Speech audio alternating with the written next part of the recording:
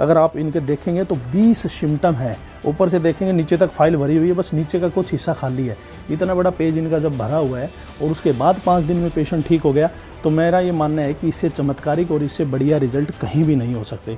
मुझे ऐसा फील हुआ था कि अब जो ये बीमारी है ये अच्छी नहीं होने वाली है, कि जिसको इस तरह की लाइक अस्थमा प्रॉब्लम और ब्रीदिंग प्रॉब्लम है वो मरने के बाद ही जाता है। तो मैं भी वैसा ही था, बट मेरे अंदर पॉजिटिविटी थी कि नहीं मैं अच्छा हूँगा।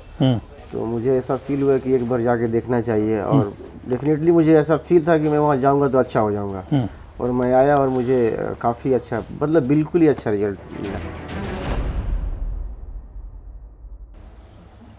नमस्कार दोस्तों, मैं डॉक्टर प्रदीप कुमार स्वागत करता हूं आपका एसएमटी क्लिनिक में। आज हमारे साथ एक पेशेंट हैं पटना से, दयानंद सिंह। उम्र है इनकी 31 साल और पिछले कई सालों से इनको तकलीफ़ थी। जैसा कि आप जानते हैं कि एसएमटी क्लिनिक हमेशा से ही ऐसे पेशेंटों को ठीक करता आ रहा है और अभी भी ऐसे ही पेशेंट क्रोनिक केस है और जो अलग अलग जगह दिखाया भी है। इनका काम ऐसा है कि कभी ये हांगकांग में है, कभी ये दुबई में है, कभी कहीं है और अच्छी अच्छी जगह इन्होंने काम भी किया है। जो जिस हिसाब से ये बैठे हुए हैं दिखाते भी हैं, इन्होंने अच्छे डॉक्टरों को भी दिखाया है, अपनी तरफ से इन्होंने हर एफर्ट किया है, उसके बाद भी इनकी बीमारी ठीक नहीं हो पाई। ऐसा क्यों होता है उसका भी मैं आज जिक्र करूंगा इस वीडियो में। पहले आपको रिव्यू दिला देता हूं। आपको कितने साल से तकलीफ़ थी Dayanand? Almost 11 year sir. 11 year में जो आपको सिम्टम्स आ रहे थे, जिस तरह की छींके आना, नाक बहना, बंद रहना, ये मेरे को आप बताते जाना, ये तकलीफ़ थी आपको? जी। साथ में आपको बलगम आता था? बहुत ज़्यादा। हेडेक? हाँ, हेडेक भी बहुत ज़्यादा। शोर थ्रोट? हाँ, शोर थ्रोट बहुत था। Itching in nose, eyes and ear? Redness in eyes, watery eyes? Frequently cold? हाँ सर। Dust allergy, weather allergy? बहुत ज़्यादा, वेदर एलर्जी बहुत ज़्यादा था। बहुत ज़्यादा थी। जब भी मौसम चेंज होता था इनकी तकलीफ़ वैसे ही बढ़ जाती थी। ब्रेथलेसनेस? वो भी एकदम पूरा बहुत एक्सेस था। Breathing trouble? ब्रीदिंग प्रॉब्लम भी बहुत ज़्यादा था। Difficulty to breathing? Chest sound, chest congestion और चेस्ट हैवीनेस और ड्राई कफ यानी सूखी खांसी, छाती में भारीपन, छाती में जकड़न महसूस होना और छाती में आवाज़ आना, ये सब चीज़ें की दिक्कत इनको जब थी तो इन्होंने अपनी तरफ से हर प्रयास किया, उसके बाद इनकी बीमारी नहीं ठीक हो पाई। तो आपको क्या ऐसा आपने हिम्मत नहीं आ रही कि मेरी बीमारी ठीक होगी नहीं, कभी मन में आई ये बात? मुझे ऐसा फील हुआ था कि अब जो ये बीमारी है ये अच्छी नहीं होने वाली है, क्योंकि हमारे आस पड़ोस में ऐसा ही एक माहौल सा है कि जिसको इस तरह की लाइक अस्थमा प्रॉब्लम और ब्रीदिंग प्रॉब्लम है वो मरने के बाद ही जाता है। तो मैं भी वैसा ही था, बट मेरे अंदर पॉजिटिविटी थी कि नहीं मैं अच्छा हूँगा। तो मैंने वीडियोज़ देखा और ये सब आपके रिव्यू चेक किए और उसके बाद में मैंने इसके बारे में स्टडी की, काफ़ी रिसर्च किया। तो मुझे ऐसा फील हुआ कि एक बार जाके देखना चाहिए, और डेफिनेटली मुझे ऐसा फील था कि मैं वहाँ जाऊँगा तो अच्छा हो जाऊँगा। और मैं आया और मुझे काफ़ी अच्छा, मतलब बिल्कुल ही अच्छा रिजल्ट मिला। आपके अंदर पॉजिटिविटी मैंने काफ़ी देखी है।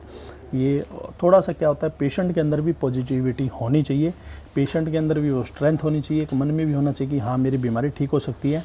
बहुत सारे ऐसे पेशेंट आपने वीडियोज़ में भी देखा होगा कि बोलते हैं कि सर हमारा सुसाइड करने का मन करता था, हमारी बीमारी 20 साल में ठीक नहीं हुई। तो हमें ये लगता था कि मेडिसिन से कभी ठीक ही नहीं हो सकते। कुछ को डॉक्टर ये बोल देते हैं कि आपको ऑपरेशन करवाना पड़ेगा, ऑपरेशन के बाद भी कई बार ठीक नहीं होती। तो बहुत सारी समस्याएं पेशेंट के मन में आती हैं और पेशेंट के अंदर आती है और पेशेंट के मन में भी इस तरह की बातें चलती है। अगर हम बात करें ओवरऑल तो कितने % आपको रिलीफ महसूस हो रहा है? मुझे फुल्ली रिलीफ है, मतलब मुझे कुछ भी प्रॉब्लम नहीं है। मैं एक नॉर्मल लाइफ के जैसा होता है, नॉर्मल लोग होते हैं वैसा हूँ मैं।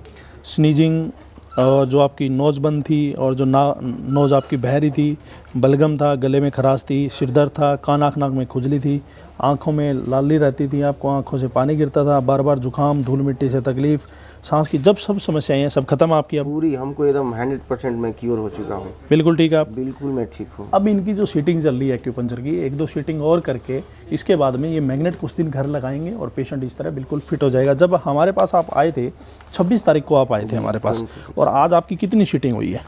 आई थिंक 5 सीटिंग हुई। 5 सीटिंग हुई है।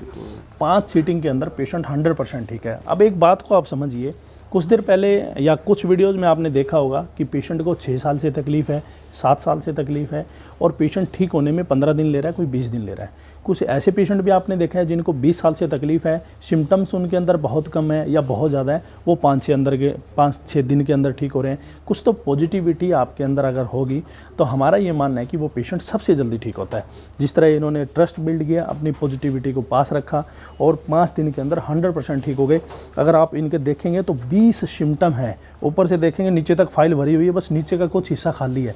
इतना बड़ा पेज इनका जब भरा हुआ है और उसके बाद 5 दिन में पेशेंट ठीक हो गया, तो मेरा ये मानना है कि इससे चमत्कारिक और इससे बढ़िया रिजल्ट कहीं भी नहीं हो सकते। क्योंकि पेशेंट जब 10-12 साल से 11 साल से जब घूम रहा है और उन्होंने अपनी तरफ से मेडिसिन ली है, अपनी तरफ से नेचुरल ट्रीटमेंट किया है या योगा भी किया है, कोई फिजिकल एक्टिविटी की है, उसके बाद पेशेंट ठीक नहीं हो पाया और अब 5 दिन में 100% आपके सामने है।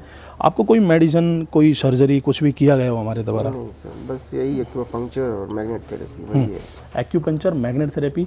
और आज हम इनका करेंगे मोक्सिवेशन। जैसा कि आप देखते हैं कि मोक्षा करते हैं, 3 थेरेपियों से पेशेंट को बिल्कुल ठीक करेंगे। और अब तो हो ही चुके हैं, लेकिन मोक्सिवेशन करेंगे, इनकी जो चेस्ट है वो और क्लियर हो जाए ताकि भविष्य इनका सेफ रहे। भविष्य में इस तरह की समस्याएं आने का जो है वो डर बना रहता है, वो ना हो और पेशेंट अपने आप को हेल्दी महसूस करे।